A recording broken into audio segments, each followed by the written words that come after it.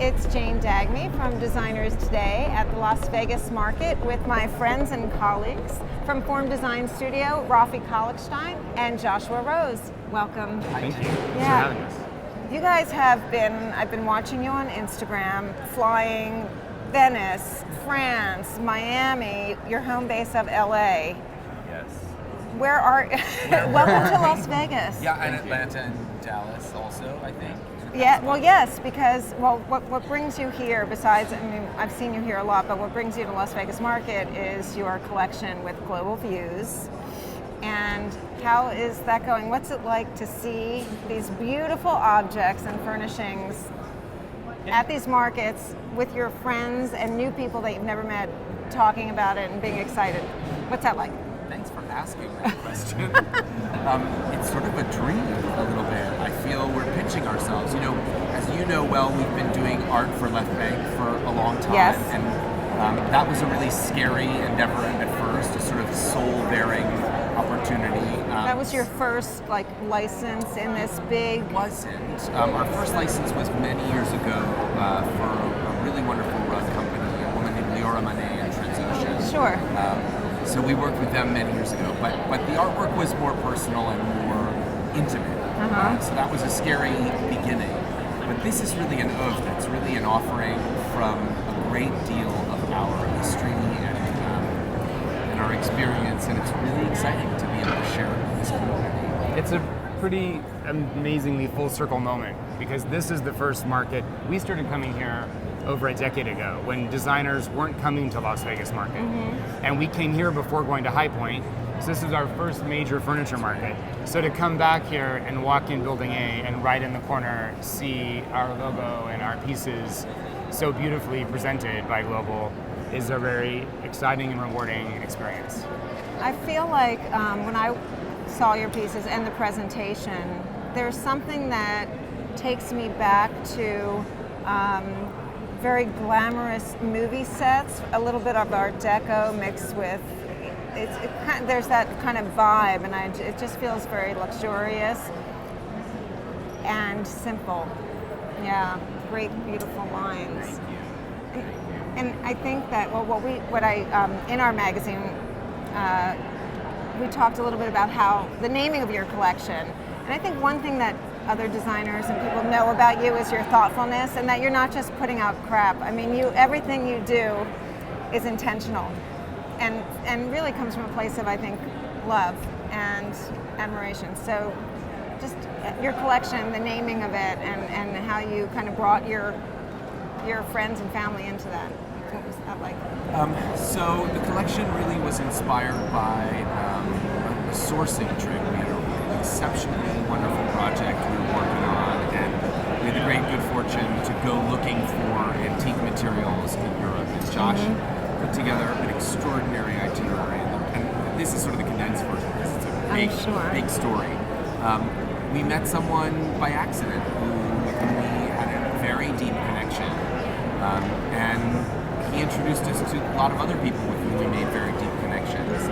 And we changed in that moment, really, as artists, as parents, as citizens, as travelers, as beings, as thinkers, just really changed who we are. And that moment of connection, when you find a person, sometimes you really feel it, sometimes it creeps up on you. But that moment where you connect with another soul, and that person changes you. We wanted to imbue that feeling and that experience into the work in the hope that in some small way we could impart that onto the end users.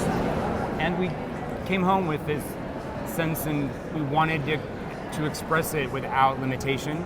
So the collection was really a desire to express those new feelings and how we felt changed as artists. And by doing it with pieces that we weren't bound to a specific project, we were able to do it with total freedom. And then we were able to discover them and name them after the people that changed us. So many of the pieces are named from those people that we met and have become dear friends on that first trip to Belgium. I think your openness to this change or this shift or whatever, I mean, you have to be open to it. It doesn't, No. Yeah, you have to be open. You have to be willing. Right. So how long have you had your design business together? This is our 14th or 15th year. We opened in 2007, we started. So And- it's the 14th year of business. You come from, I mean, I always kind of was interested in your backgrounds. Chinese medical practitioner, herbs, health, wellness, Emmy award-winning designer. You also did a little acting. Yeah, my training beforehand was in the classical stage. So how did you meet? Blind date. We were set up on a blind date by a Vedic astrologer.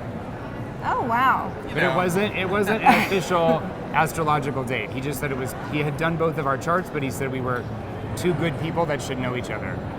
Wow, I love that. And then what were you, when you met, you were doing television and... I was really practicing. I had a sort of thriving clinical practice. Right. I was also doing acting work. I was doing some commercial work. But really my focus at the time was in my clinical practice. And so when did you say, hey, let's do this thing?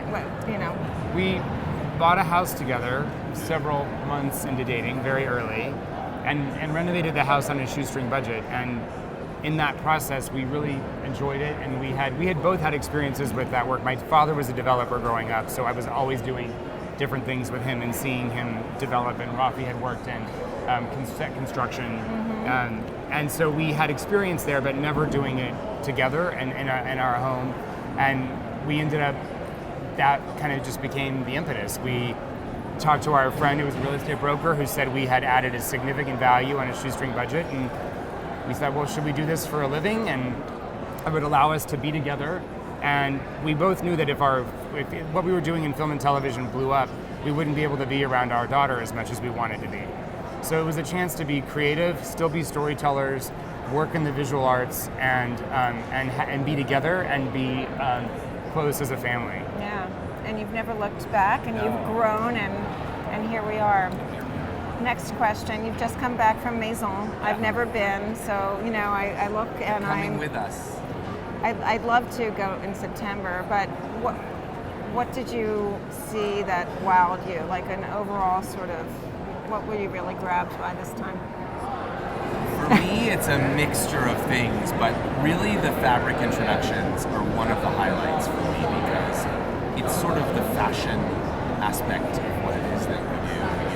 They introduce these really, at the high level, really extraordinary, artful luxury. You said luxury. It's the height of luxury.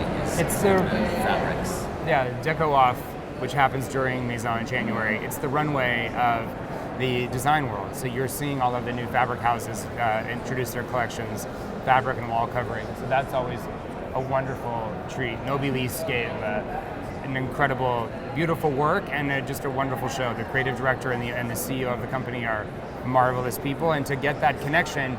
So, but what people don't realize is so many of these fabric houses are small. They're family run. They're multi-generation. So for you to go, you're meeting the people that run the company. It's not some giant experience, corporate thing. It's pretty remarkable.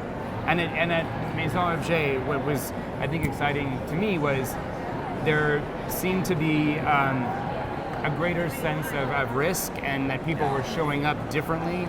And investing in their presentations and investing in the product. Artistry, I think. There's a return to artistry, and that's something we really wanted to do first with Left Bank and then also with Global, and it's something we're seeing happening globally, is that there's a return to craft, which I think people really want. There's a wonderful collection out of Italy, and they've labeled it, it's a terrible name, as the Italians are apt to do, but it's called Green Kiss because it has a green story. But they brought in 2 Italian designers and a really wonderful French architect and designer, Thierry Lemaire, and they've created really beautiful works that have a green story and that are, for the luxury world, they're an accessible price point. Yeah. Green Kiss. Green Kiss. Okay. Easy to find on Instagram, I'm Yes. sure. Well, I am so glad that you could join me because I know you've got your afternoon at Global Views, meeting and greeting. Thank you for And having then us. where are you off to next? Where's your next? We go to Miami tomorrow to check in on our project there. So Yeah. Wow. That's been happening for a while now. Yeah. The manatees are waiting for you. Yes, are. they are. They are. They're off the dock of the house, actually, Yes. usually. So, I saw that. All right. It's always a pleasure. thank you, Jane. Thank you. for having us. Say goodbye. Bye.